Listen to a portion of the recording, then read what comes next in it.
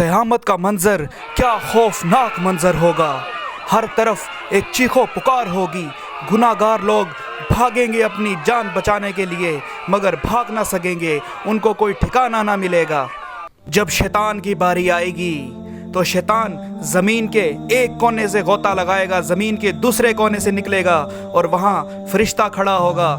शैतान फिर ज़मीन में गोता लगाएगा और ज़मीन के तीसरे कोने से निकलेगा, वहाँ भी फरिश्ता खड़ा होगा।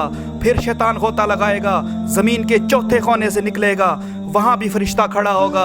फिर वो फरिश्ता कहेगा, ये वही दिन है जिसका अल्लाह ने वादा किया था और आज तुझे भी मौत का मज़ा चखना है।